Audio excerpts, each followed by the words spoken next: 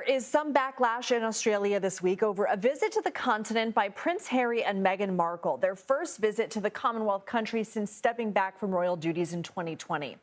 The Duke and Duchess of Sussex last visited the country in 2018 as part of an official royal tour. Those tours are typically paid for by UK taxpayers. This time, the Sussexes say their visit is privately funded.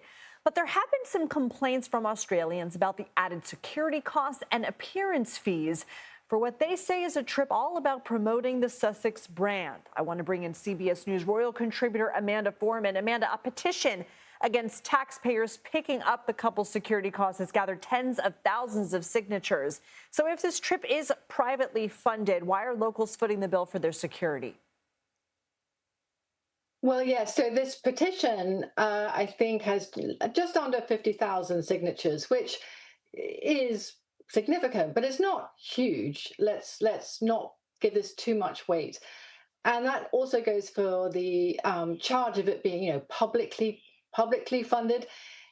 It's when any celebrity, major celebrity, does public events, there is additional security, whether it's parking, barriers, guarding perimeters. And this is what the Duke and Duchess are getting. But they didn't specifically and officially ask for anything extra. So, this whole thing is being borne out because the Sussexes are unpopular now. I want to get to that in a second, but there's also some backlash about the couple charging for speaking engagements. Why? One newspaper has described this visit as more cosplay than a royal visit. So, the analogy is if Gwyneth Paltrow had gone to Australia and was having retreats for her brand Goop and was charging for it, and yet somehow trying to make it look like a charitable endeavor. And this, I think, is what has got Australians really upset, is that on the one hand, Prince Harry is going around visiting hospitals, veterans organizations, mental health charities, but 3 days of this 4-day visit for Meghan is to promote this wellness retreat under the name Living Your Best Life.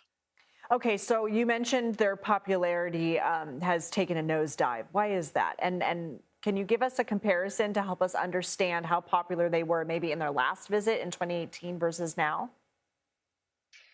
Well, when they came out in 2018, the crowds were enormous, and the way the visit was reported was overwhelmingly glowing. Unlike couple of days ago when nine Australian newspapers each did a rundown of the Sussexes' income stream and whether or not they were overspending their annual income, which is why they'd come to Australia in order to beef it up with paid appearances. It's amazingly embarrassing to be labelled as literally royal grifters. And they're coming on in the wake of a really successful visit by King Charles and Queen Camilla, which afterwards showed that the trend towards the Australians voting for a republic had halted.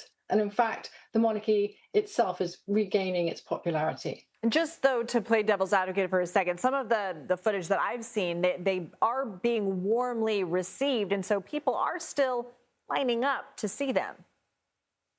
Oh yeah, they're not hated. No one's throwing apples and oranges at them. It's just that there's a good deal of cynicism that didn't used to exist at all, and it didn't help that Meghan Markle revealed a couple of years ago that she had hated her visit to Australia. It was 16 days. This is only 4 days, and she had remarked that it was pointless and boring, and she didn't like it, and that really annoyed Australians who feel that they have been turned, and I'm quoting the papers here, into an ATM for the Sussexes. Oof, brutal. Amanda Foreman, thank you.